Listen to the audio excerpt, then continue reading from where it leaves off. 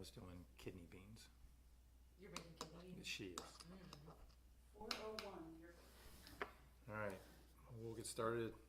It's October 16th. This is the Common Council Safe Homes and Neighborhood Committee. I am here. Councilmember Ed Overby. Here. Councilmember Emily Falco. Here. Is there any corrections to the minutes for September 18th? None from me. I wasn't here, but it looks fine to me. Okay. Accept them as presented. Before we go into the presentation, is there any petitioners, anybody in the public that would like to speak? Hearing none, we'll move on to Hamid Aswad. He's going to do a presentation. Is the whole thing on the rental assistant program? Thank you. My name is Amin Aswad. I am the housing case manager at Catholic Charities. I've been with Catholic Charities now for some 13 and a half years. I'm a retired pastor. I left the pastorate in 2006 to pursue what I'm doing now because I'm also the executive director for another 501c3, the Jail Ministry of Otsego, and now Schoharie County, and seeing the same people coming into the jail and then leaving and then coming back again because they weren't getting the services that they need. I said, this is ludicrous, so I need to do something about it. So I had a great congregation that I was pastoring just outside of Cooperstown, and thought that's where I was going to end up when we moved here 27 years ago, never dreaming that I'd be doing any kind of work with those that are incarcerated. And been with the jail ministry now for 27 years. We're in our 64th year in October. And so I started out at Catholic Charities as the case manager for the Otsego County Adult Treatment Court. I didn't do law enforcement or the addiction side.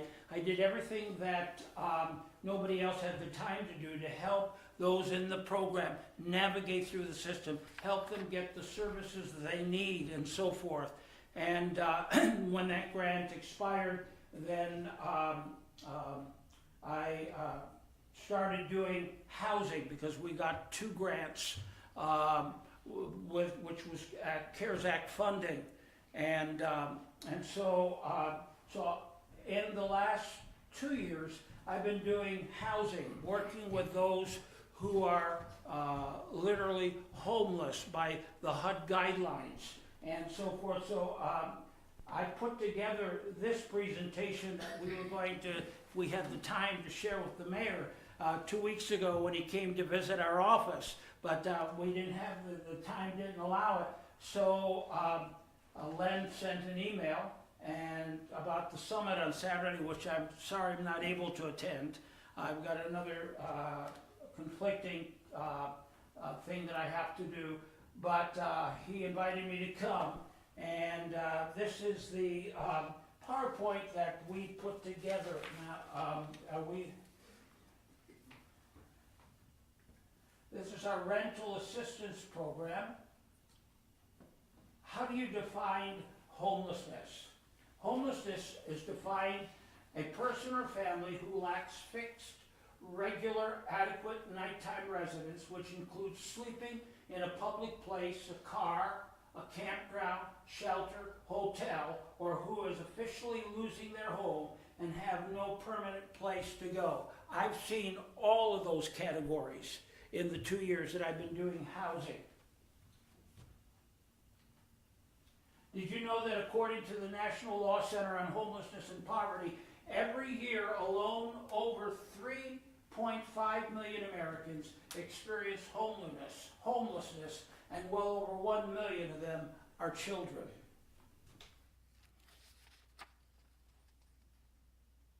And this is what Catholic Charities' belief is regarding homelessness.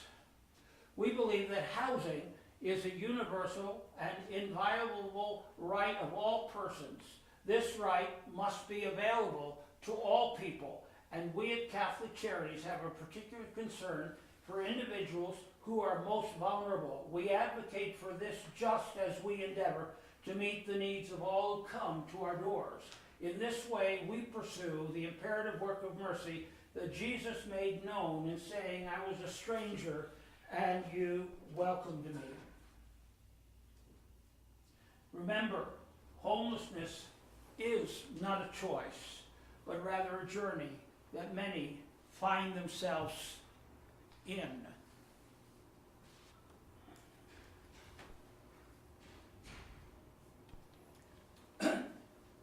Just a little over a year ago in August, I attended a webinar on poverty alleviation, and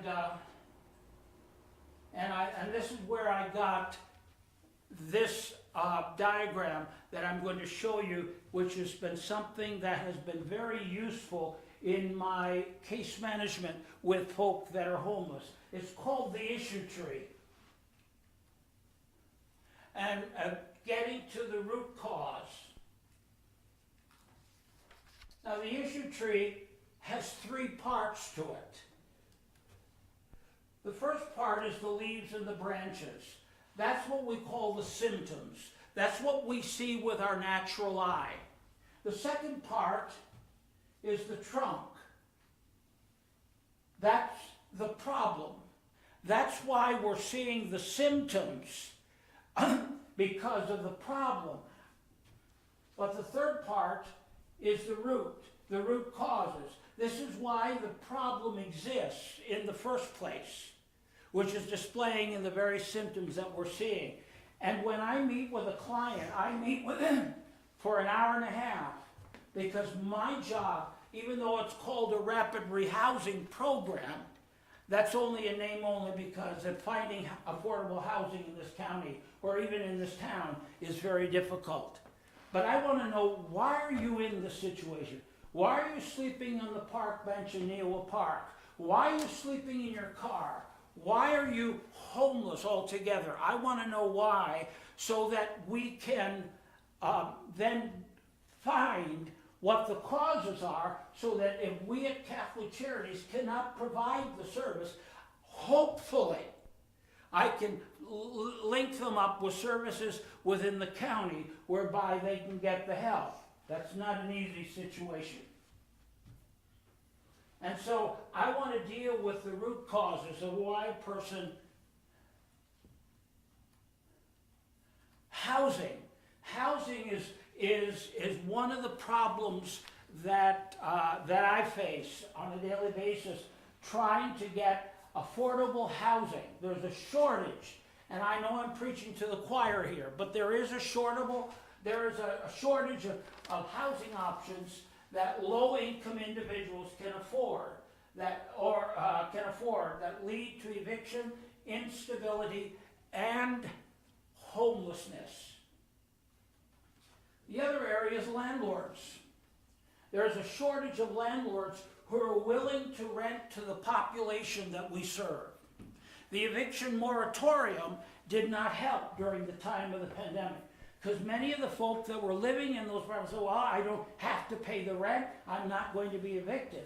And so now landlords are asking for things that many of the clients that I serve don't have, such as a good background check, a good credit history. Are they employed?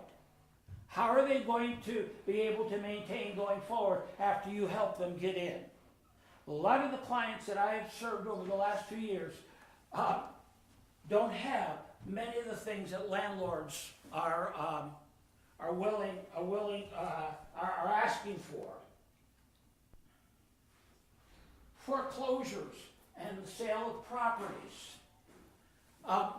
I've seen several that have come into my office that the landlord has sold the property and the new landlord wants everybody out, and now they're facing homelessness. Or the house is in foreclosure and they have to go. They have to leave. Another is the area of houses being condemned. I've had people come to see me, they're living in deplorable conditions, and the codes officers come in, condemn the house, and they have to leave. So housing is a big issue that I've had to deal with, over the last 2 years. Employment is another issue. Unemployment, the inability to secure stable employment and earn a sufficient income to cover the basic needs like housing, food, and transportation. I've had many people come into my office that are homeless but don't have jobs. They're not employed. And one of the things that I do is I've got a good working relationship with the CDO workforce. Beth Kiltz, who works there, who used to work in the employment division at the Department of Social Services, has been a tremendous blessing to help several of the clients that I've sent to her with job resumes, help them to get job leads and so forth. And so employment readiness skills. Many of the folk that I deal with that are unemployed can't keep a job. They don't have employment readiness skills to help them to keep and maintain a job. And so a good number of the individuals we serve who are unemployed lack job readiness skills and are unable to hold down a job. And so, and if you don't have a place to live, you're going to lose your job anyway. And many of these folk, I have a lot of folk that are not employable because they just don't have the skills. And we need an employment readiness skills program for this population. That's another cause of homelessness that I've seen. Domestic violence. Domestic violence experience is common among youth, single adults, families who become homeless. For many, it is an immediate cause of their homelessness. I would appreciate that some of the things that I share with you, because I'm going to give you some case studies, stories of people that I've dealt with, that you would not share that, because it could affect my job. But domestic violence. Just before you go, we are recording. You are recording Yeah, it. this That's is- fine. All right. Public meetings are recorded, All right. so, And it's live. and it's live, so. Okay. Domestic violence. Just within the last week, I've had 3 women come to see me. One I'm doing an intake on Wednesday, 2 I did on Friday. Domestic violence situation. And they are not getting any of the help that they need. I had one woman about a month and a half ago call me in tears, saying she's in a domestic violence situation, she needs to get out. And I said, have you called the shelter? She said, yes.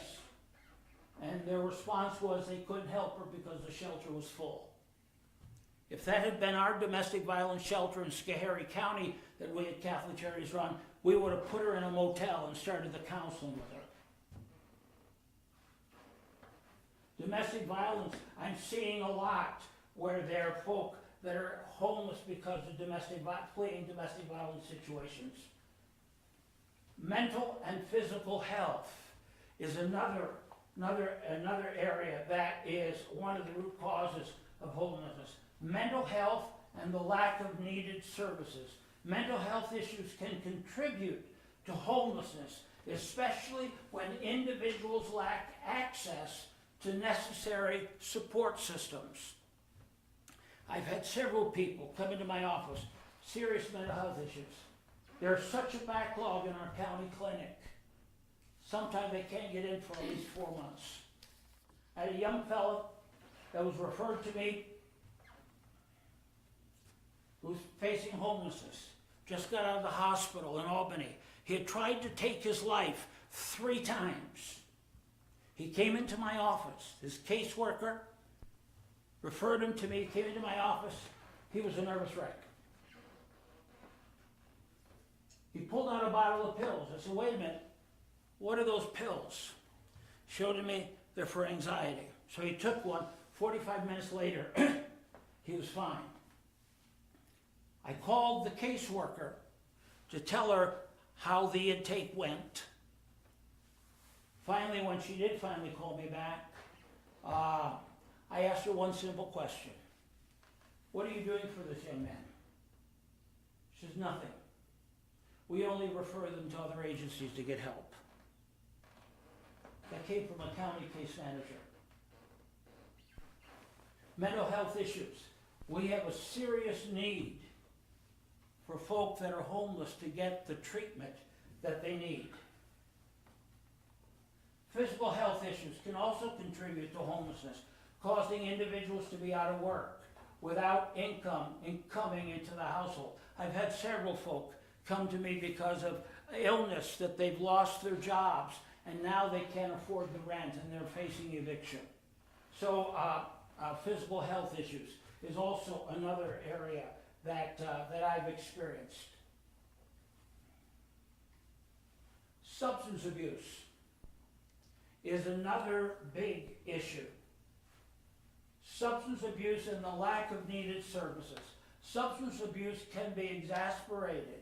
Can exasperate homelessness when individuals do not have access to the appropriate treatment and support. And there's a great need in that area. We had, I remember when I was doing drug court case management, I also run the Alternatives to Incarceration program, which is community service. And the drug court participants had to do 4 hours a month of community service.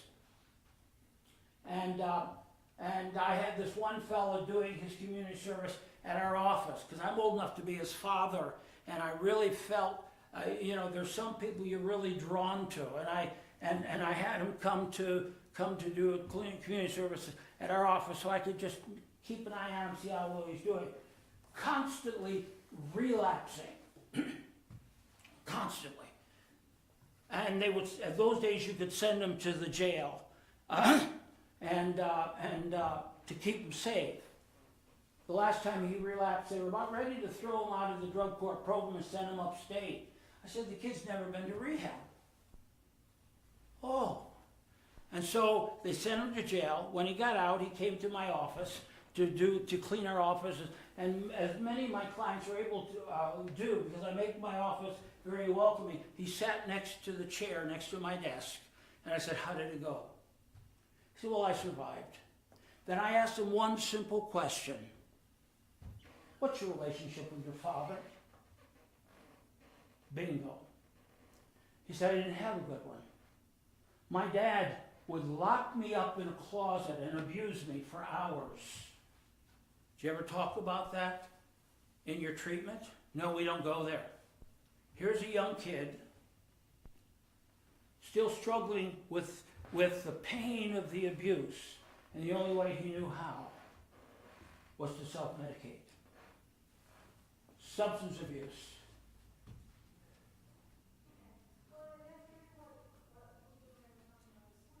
Incarceration is another area. As I told you earlier, I've been working I'm heading up the jail ministry for 27 years here in Otsego County, and the last 4 years in Schoharie County. And one of the things over the 27 years is the lack of a discharge plan in place. Individuals are being released from jail or prison without any discharge plan consisting of services in place and a safe home to go to upon release. And this is setting the individual up for failure. This one is I'm very passionate about. Simply because we had a fella that got released after hours from state prison back into this county, nowhere to go, was on our doorsteps at 8:30 in the morning at Catholic Charities, asking for help. My question was, where's his parole officer? Why wasn't something in place before he was released so he'd have a place to go? Same thing is happening here in our county jail, And I'm so thankful that for the last 64 years, we've been able to be in the county jail and to do the programs that we provide. But many of them are released at 5 minutes after midnight, sometimes with no places to go. Recently, there was a young fella in our county jail who'd gotten a county year, which works out to be about 9 months. I poured my life into him. And I thought we were making significant progress in this young man's life. He didn't know who his father was. Didn't know, and his mother left him. He lived with his grandmother. His mother came back into the picture and she was his best buddy. They drank and drugged together. And at the age of 17, he wound up in state prison.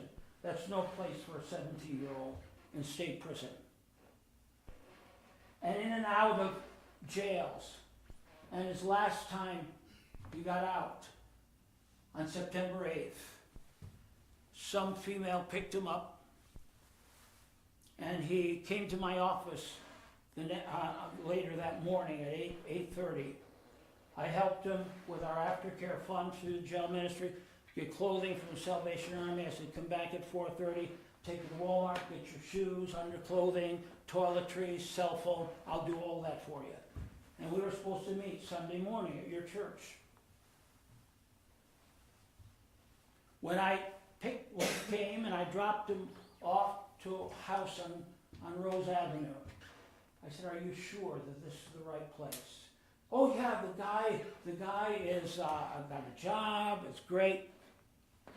And so I left him there. Sunday morning, he never showed. I went over to the house. This guy was standing on the outside of the house, and I asked if he was there, and he said, no, he left during the night. I found out later in the week he was in the ICU in an induced coma because he had overdosed. They put him in a car, shoved him by some gas station, I'm told, and but I wonder if that would have happened if there was not a discharge plan in place and a safe place to go. What I found out was that was a drug-infested house.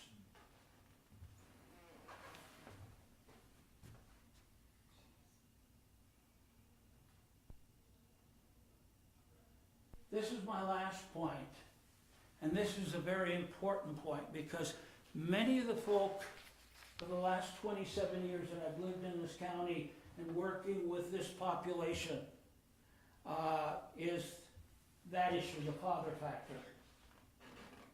Many of the young people that I've worked with, dad has been absent. He's not been there.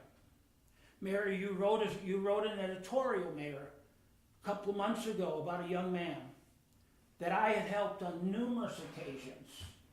And you raised some questions. And this young man now has cancer. And he's living a life of regret because his son followed in his footsteps and is not living to tell about it. Had that man been a father to his son, maybe his son wouldn't have followed in his steps. I'm grateful to have come from a home. My dad didn't know what it was like to be a father because his dad in the old country in Lebanon died when my dad was 2 years old. But my dad did the best he could, and I'm thankful for my father. But the father factor is an important factor because many of the folk we deal with, that I deal with at Catholic Charities, that I deal in the jail with, dad is not there. And the facts are that adolescent teen boys who live with their dads are less likely to carry guns and deal drugs.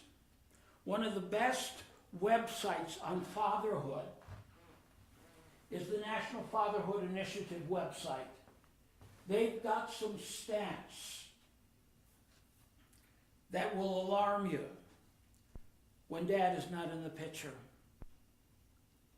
They have a program for dads who are incarcerated called Inside Out. They also have a program for those who are on the outside, the 24/7 Dads program. I wonder, Polk, if we had those programs operating here in this county and require those that are dads who have kids in foster care or kids that were CPSs involved, could we not reduce those numbers? Could we not, if we had dads learning how to be dads, maybe the next generation, we wouldn't see the high rise of crime and stuff that we're seeing in our county. I am passionate about that program, and would love to see that program here in this county. So where do we go from here? We need to remember, as Sean Lewis said in his recent editorial, people must come first. I deal with a lot of people who've been turned away, been treated like they're a piece of garbage. They must come first. We are dealing with human beings and not trash that we throw away. I'm reminded of here's my pastors coming in. Reminded of the story of the Good Samaritan in Scripture. That was a story that talks about showing that kind of compassion to people in need. When working with this population, we need to show compassion. All agencies need to work together to alleviate poverty without hurting the poor. We can't any longer compete. We need to come together and work together as a unified force to address the root causes.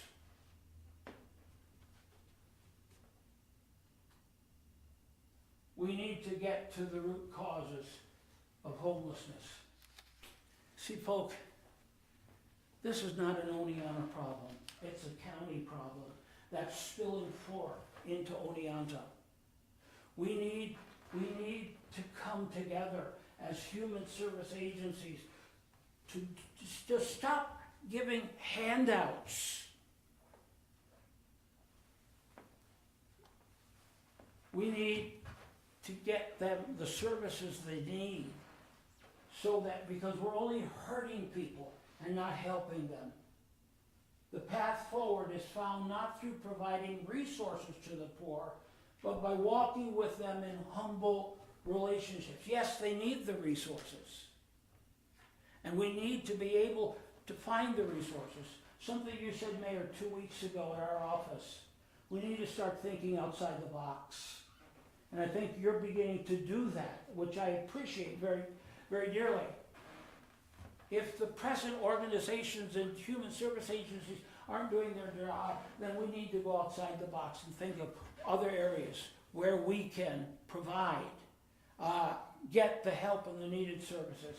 And one of the most untapped resources in this county is the faith community. They can provide services. There's several churches in this county that have counseling services that could provide those counseling services if we can't get them into the county services. But we need to start thinking outside the box. Let me give you 2 helpful resources.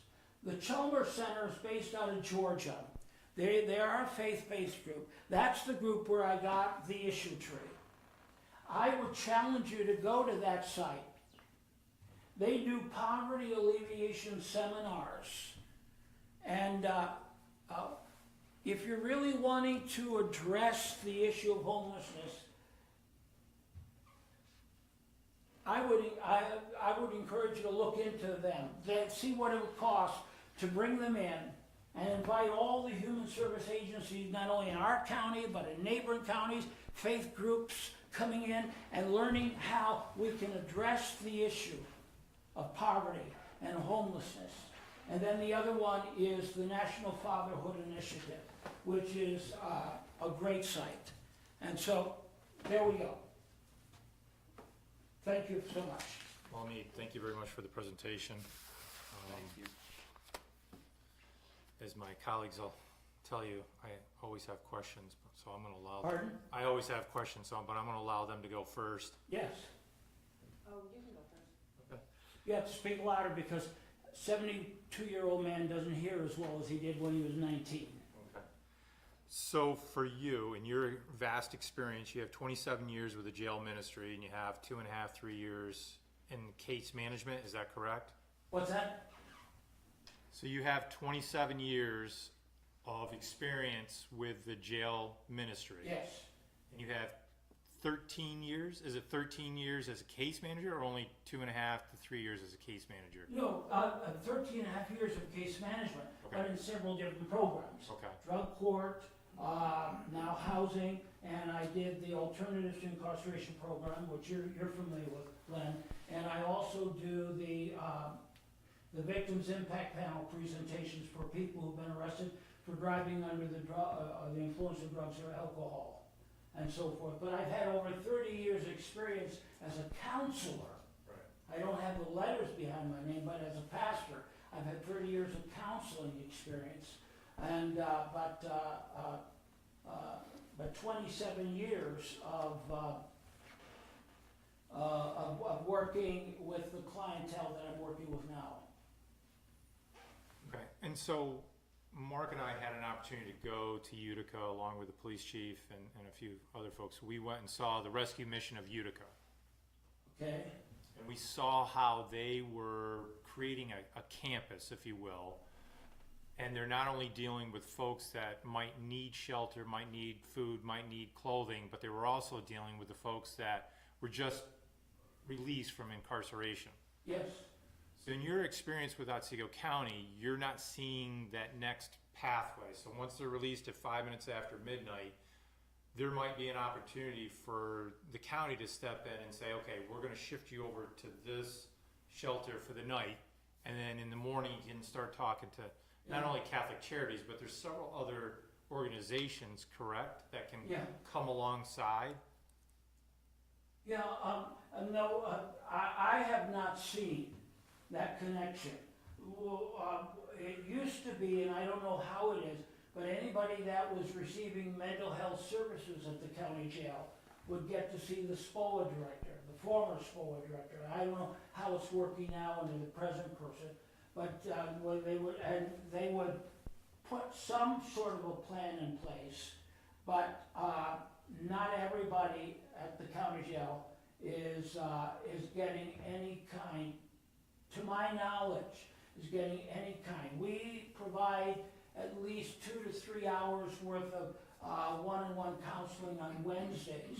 My team, the team that goes in there every Wednesday. But I'm not sure if there's anybody doing any kind of discharge plan. So, for my experience, and I'm going to lean towards Mark on this one here in a second, is that to me it seems as though our local organizations are siloed. And that became apparent to me when the Community Wellness Committee put that summit together and everybody was in the room, and that literally was the first time they'd all been in the same room at the same time. And I found that very concerning and alarming, and now it ties into, with all your experience, you're seeing that disconnect, and that's something that this committee really needs to work forward on, along with our ad hoc committees. But Mark and I and Chris, when we were in Utica, they have a flow chart. They literally, what was it, something like 19? What organization was this again, Len? So this is the Rescue Missions of Utica. Yes. And so they had a whiteboard up there, and they had probably 19 organizations. And so they're taking the point of the spear, and they're directing these individuals and getting them there. That's, at least that was my opinion of the Rescue Missions of Utica, is that they're taking the lead and getting folks the help that they need Yes. from those. It must have been And that's 19. just leaving it up to them to do it. but Correct, they're doing because it. right now it's not working. Yeah. As I was sharing with someone in the audience today, is, you know, this system isn't working. Yeah, And from my experience at the firehouse to now as a legislator for the city, I saw it also as a county legislator, and that's why we started the tiny home program to be up on the county property, because the infrastructure was there. The water, the sewer was already there because it used to be a nursing home. But that program, you know, isn't growing. It's been stagnated to 6 small homes yeah. instead of growing, and they're still not getting the help. Yeah. What I really believe, one of the things that's really needed, you need somebody doing intensive case management. Not just having them fill out an application, giving them food stamps, giving them Medicaid, putting them in a motel, but somebody that's doing intensive case management that's going to address all their needs instead of just giving them handouts, you see, and doing that.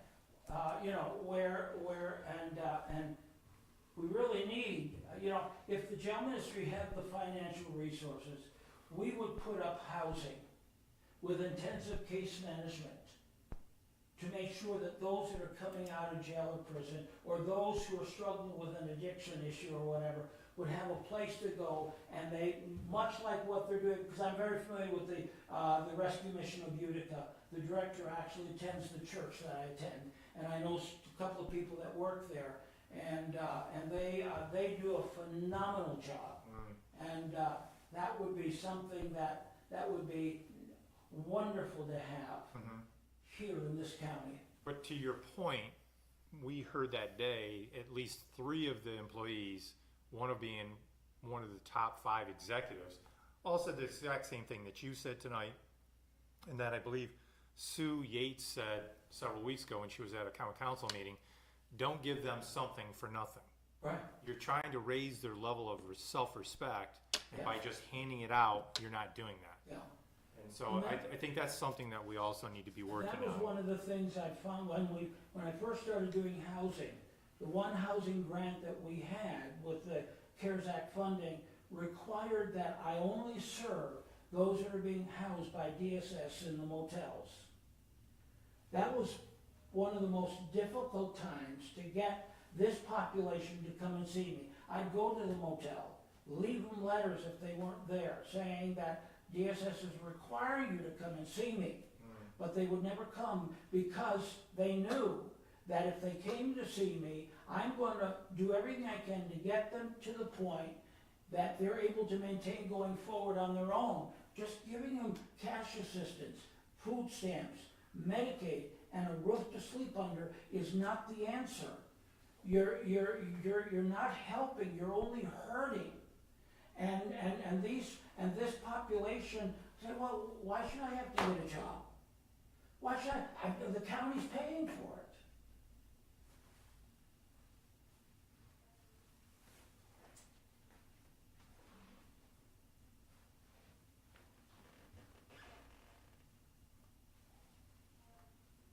Okay.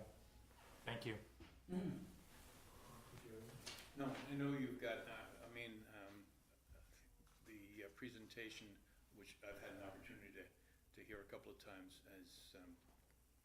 is something that I expect you'll probably be sharing again as these work groups start to identify themselves. I appreciate what you brought to us here, but I know you have you have an agenda that has consequence here, so I want you to get to it. Any questions for me? Or we No, put 'em thank loose? you very much. Thank you. If I could be of any further help. Oh, Ed has a Yes. question. Is it possible that there's an untapped resource? You mentioned getting the faith community involved, Yes. and that there are resources there Yes. in terms of human resources, people Yeah, willing to volunteer. I Is know it of three. possible? I know of 3 counseling centers that are operated by the faith community. There's one, a counseling center that rents space out at the foothills that Pastor Joel, New Life Church has. They're there, I think, 2 or 3 times a week. They're from Albany, but they rent space there and to provide counseling. There's the Townsville Community Bible Chapel. They have the Potter's Wheel Counseling Center. And I believe the Oneonta Assembly of God out on County Route 48. The pastor's wife, Robin Grenier, is a trained counselor, has gone for schooling for that, and they run a counseling center there. I don't know of any other, but those are three that I know of that I'm sure that they would be willing to take on new clients and provide the counseling that they need. Is it possible that they could go into the jail before a person is released and arrange to meet them at 5 minutes after midnight rather than just have the jail? Well, number one, in order to get into the jail, you have to take the PREA training, which is Prison Rape Elimination Act. Anybody that goes in, whether it's to do 12 steps or whatever, they have to take that training. It's an hour-long training that Pastor John Grenier does. He just did one a couple of weeks ago in Delhi. He's now doing it, he runs the jail ministry in Delhi, but he does it for the Sheriff's Department there, and Lieutenant Callahan also asked him if he would do it for Otsego County. So he just did a recent training, and probably not gonna do another one until next year. But that would have to be cleared by the Sheriff's Department, to see if there could be, that could happen. If jail ministry would love to be able to do the discharge planning, would love to be able to make sure that all those services are in place. We had, let me just share with you, before the late Don Lundy retired, he was a good friend of mine, and he saw the change that we were making in the jail amongst the inmates, which was making the officer's job a lot easier. Because when I first started going in there, Oneida County had not built their correctional facility, and we were getting all the boarders from Oneida County, and you could hear the yelling and screaming in the hallways. You could cut the atmosphere with a knife, and I had one time, you'll love this, one time I was doing a service, and I had my eyes closed praying at the end. Next thing you know, these guys, two guys are on top of me, blood was flying and whatever, and so I got called by the investigator at that time the next day to come into his office. He asked me, what did I see? I said, nothing. So what do you mean? I said, I had my eyes closed, I was praying. So I've learned to pray with my eyes open, but we've never had that happen since. But Don said to me, he said, when I was a state trooper out on the road, I was arresting many of these kids that are in my jail. I was arresting their fathers. What can you do to break the cycle? Can you provide a program? I said, yes.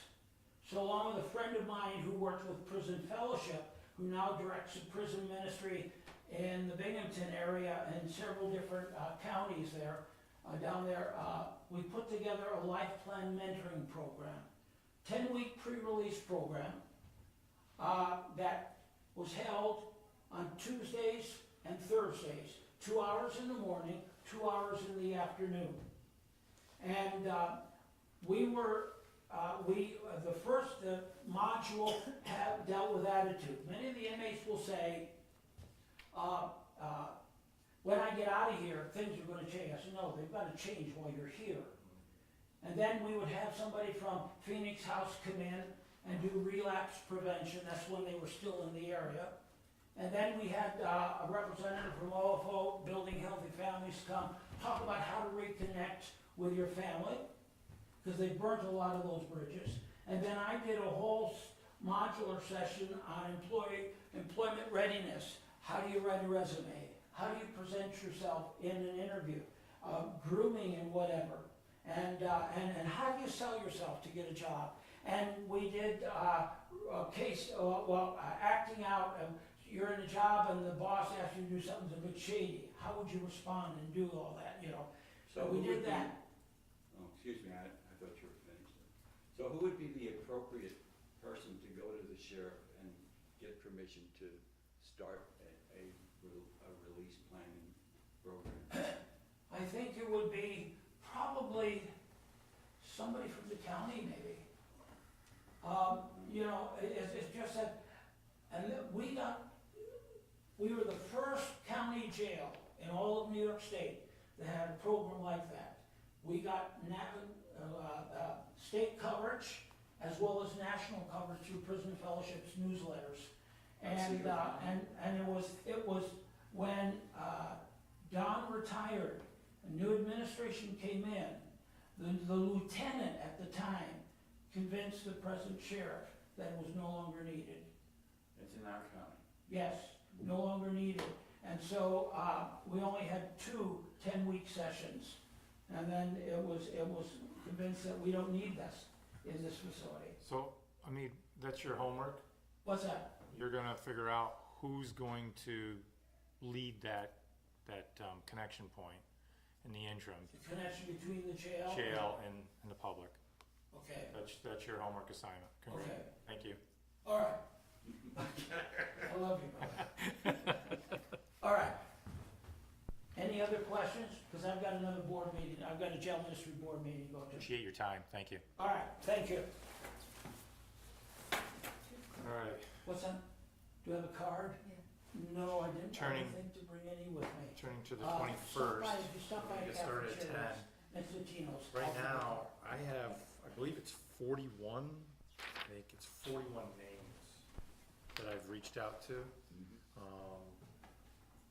guess tomorrow I'm gonna have to re-email everybody and just kind of identify, their commitment to this. Cause to your point, you know, to buy refreshments or anything, I was thinking the same thing, getting coffee and juice and Sure. nothing but healthy food. But beyond that is, you know, making sure that we have these 5 ad hoc committees populated with, you know, not just faces, but with people that, you know, would meet those needs. I mean, we talked about it before, is, allowing them the opportunity to self-identify to which committee. But we gotta make sure the turnout's a little bit better than what I'm looking at right now.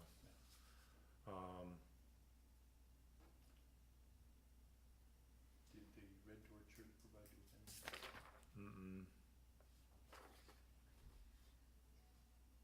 No, cause I emailed, Cynthia along with everybody else, and I haven't heard back. So I think that's why tomorrow needs to be a follow-up, and I'll probably end up doing it 2 more times this week. I created a subgroup on my email, so it was a little bit easier.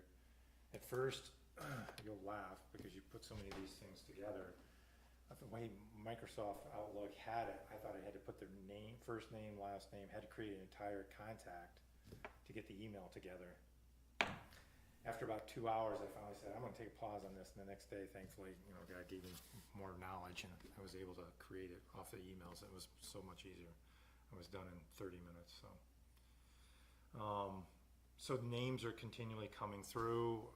I know in the 5th Ward, the word is definitely getting out about the Safe Homes and Neighborhoods Committee as a whole. I don't think the general populace knows that there's 5 ad hoc committees, because I just keep talking to them that there's an opportunity to get out there and participate. So when we get to the summit, as I said to you two before, I have large paper. I don't have easels, and I'm open if we just maybe put them flat on table. We'll create some tables and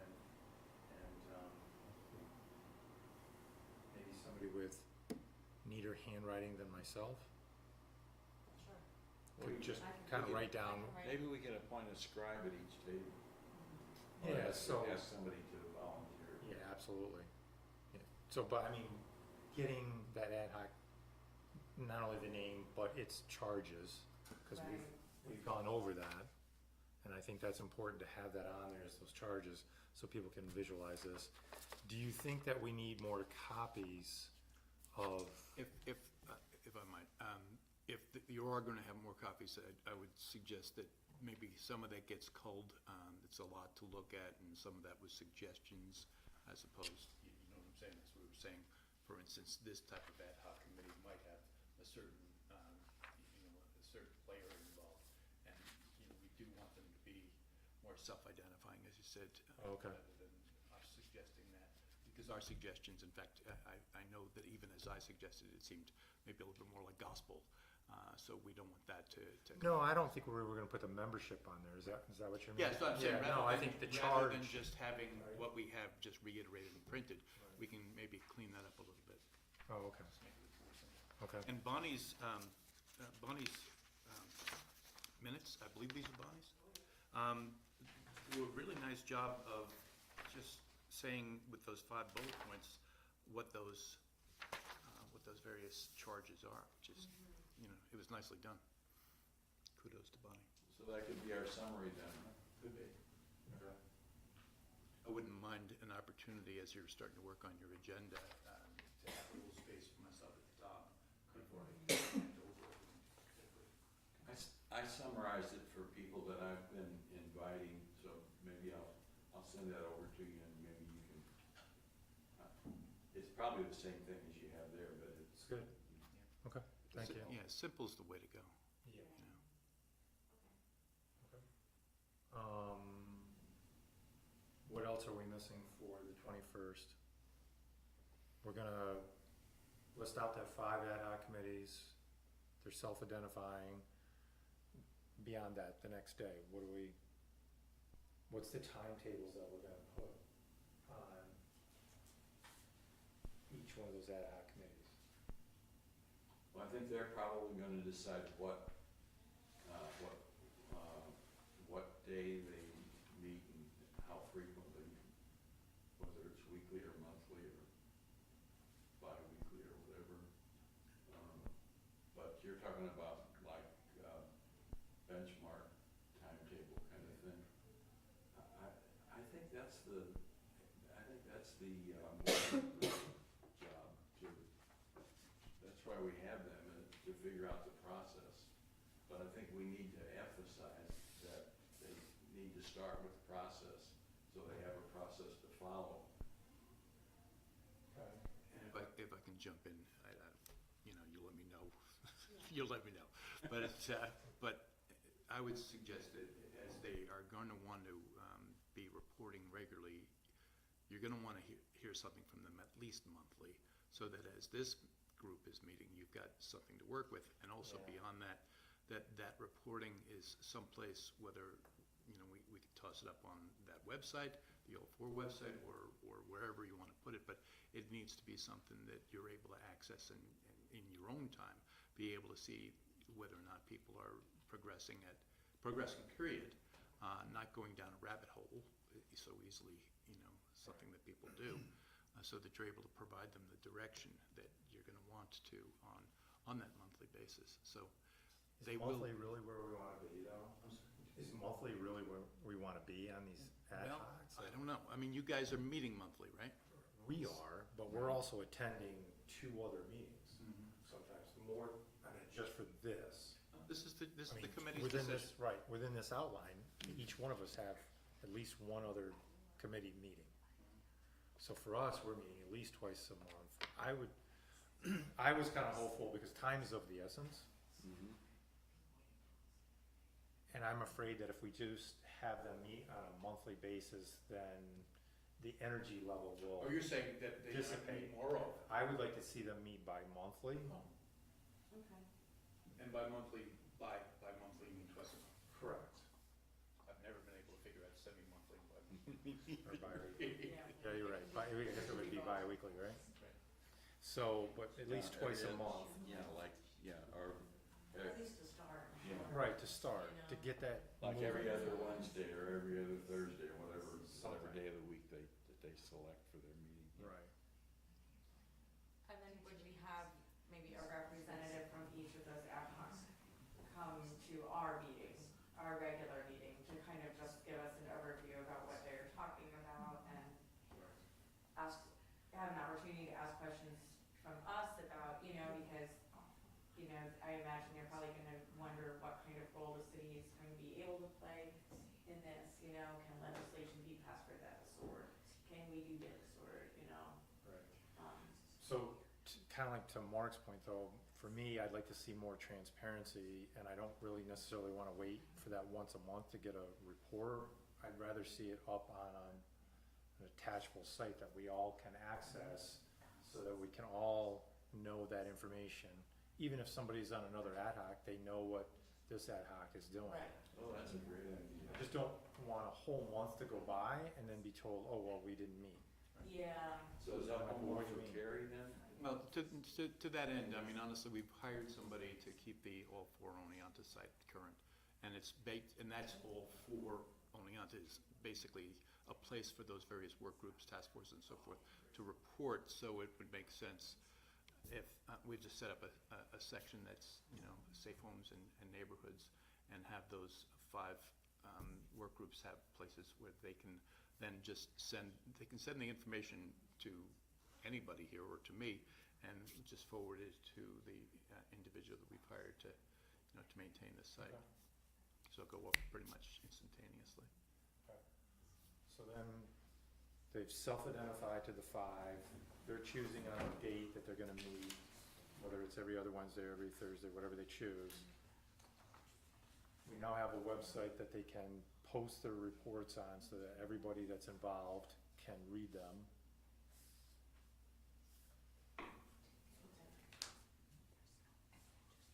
For me, listening to Hamid, and I don't know, we're gonna listen to Chris tomorrow, it's about connecting these points. I know that's, Chris, that's what you've been trying to do with your table, is trying to connect those points. And this is a very challenging endeavor that we're about to kick off here, and I know we're gonna trip up, but I'm trying to avoid creating a wheel that's already been created. But hearing from Hamid that someone's getting released from incarceration and they may not have a place to go. In the middle of the night. And so that's kind of concerning, and I know that you've heard this before, but for me, it's like, really, we're, in this year and age, we actually don't connect these people? Yeah, Someone? I think a wheel probably isn't the right analogy. It's more like a scattering of pebbles. Okay. So that, I mean, to me, that's what's concerning. It was definitely brought in my head when, 2 years ago, when that community wellness committee met and got everybody in the room at the same time. And they were all like saying they'd never been in there before. I'm like, what, really? So I would suggest that, you know, even as you hear each of these, that we're gonna hear so many, Oh, yeah. right? So you hear Amin's presentation, and especially what Ed wound up connective to, it really falls into that second work group's purview. Right. Right? And then as you're talking about the campus environment, and how something that could be more coordinated and more assisting, as he was talking about, essentially that transition that people can hopefully take, that they are taking in Utica as an example, so that they're able to find themselves into that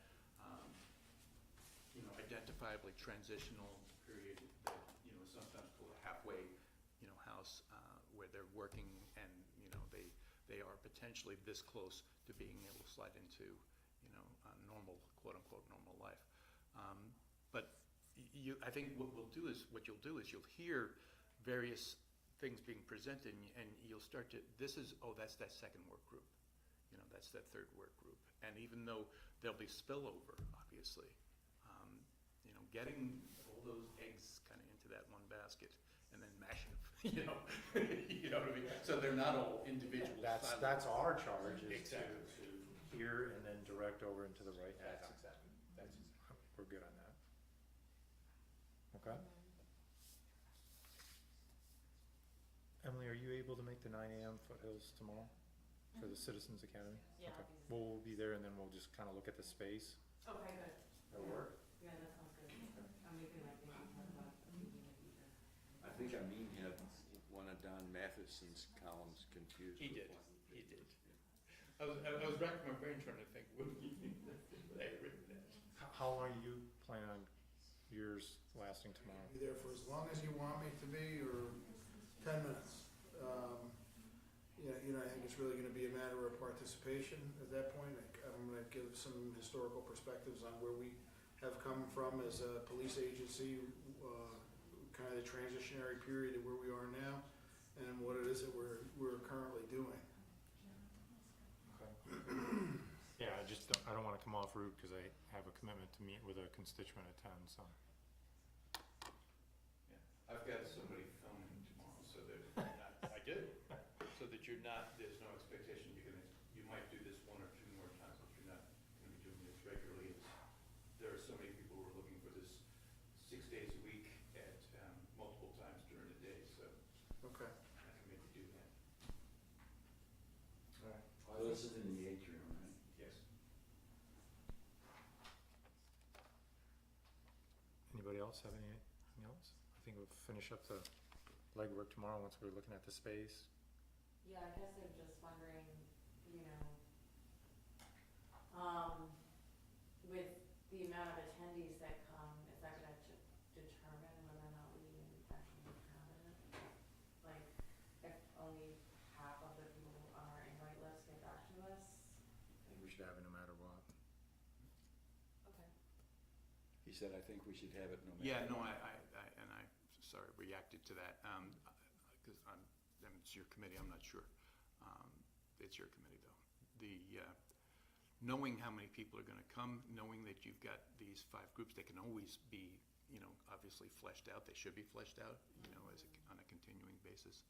But I guess I But would, also, there's human beings that forget to respond to emails. they do, and And then sometimes it hits them at, 8 o'clock on Saturday, and, Right, it's like, oh, yeah, I gotta be there.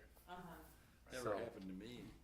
But you will absolutely wanna make sure that these are, you know, populated by Right. folks that are a nice combination of people who are, you know, have the expertise and the experience, and people who are, you know, community members that are engaged and positive in trying to find solutions, so.